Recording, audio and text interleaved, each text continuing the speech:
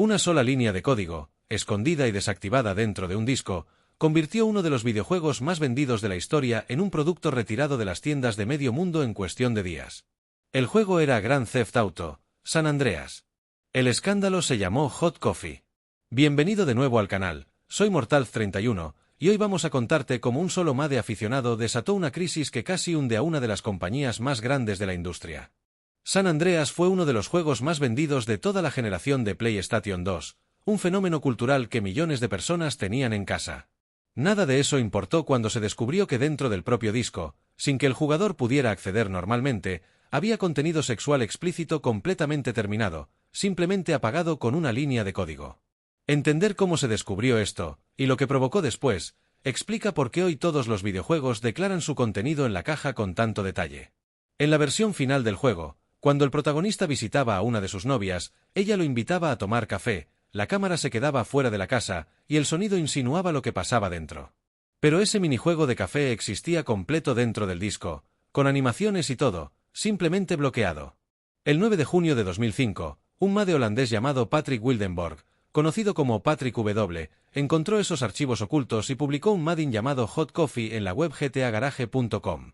Para desbloquear el contenido en la versión de PC, solo hacía falta cambiar un único bit dentro del archivo del juego.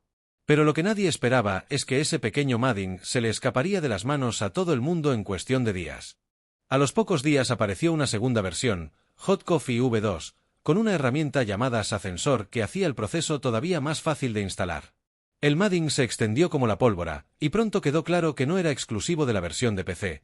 Usando dispositivos como el Action Replay, jugadores de consola también pudieron desbloquear el mismo contenido directamente desde su disco original.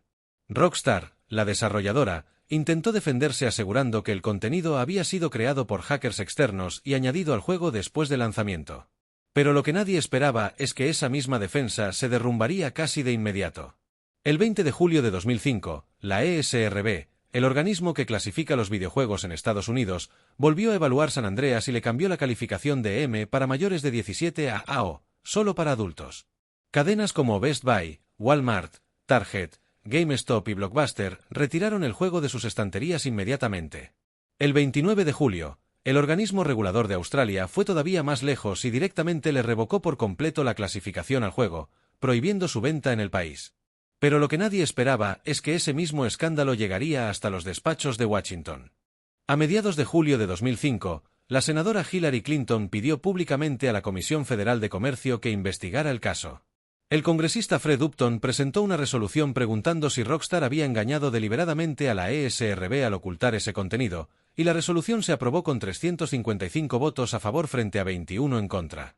En diciembre de ese mismo año, Clinton, junto a los senadores Joe Lieberman y Evan Bayh, propuso una ley federal para regular la clasificación de videojuegos en todo el país.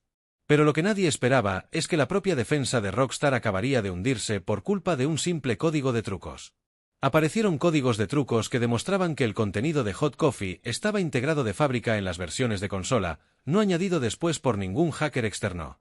La mentira de Rockstar quedó completamente al descubierto. El 10 de agosto de 2005, la compañía lanzó un parche que desactivaba el contenido para siempre, y relanzó una versión censurada del juego que recuperó la calificación M. El escándalo le costó a Take-Two, la matriz de Rockstar, $28,8 millones solo en ese trimestre.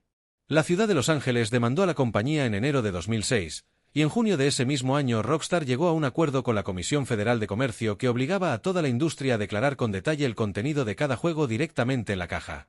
Pero lo que nadie esperaba es que, años después, casi nadie recordaría el escándalo como algo que realmente les hubiera importado como jugadores. En 2009, Take-Two terminó pagando $20 millones más para cerrar una demanda colectiva presentada por jugadores que se sintieron engañados por la clasificación original del juego. Y aquí está el dato que probablemente vas a repetir esta noche. De los más de 12 millones de copias de San Andreas vendidas hasta ese momento, solo 2.676 personas se molestaron en devolver su copia para pedir el reembolso que ofreció Take-Two tras el escándalo. Prácticamente nadie quiso devolver el juego. La inmensa mayoría simplemente lo siguió jugando. Una sola línea de código que nadie debía encontrar terminó costándole a Rockstar millones de dólares, varias demandas, y cambió para siempre las reglas de cómo se clasifican y se anuncian los videojuegos en todo el mundo. ¿Tú sabías que Hot Coffee estaba escondido dentro del disco original, ¿O pensabas que era un MAD totalmente ajeno al juego? Cuéntamelo en los comentarios. Si te sorprendió esta historia, dale like y suscríbete, porque cada semana desenterramos un origen de los videojuegos que probablemente nunca te habían contado.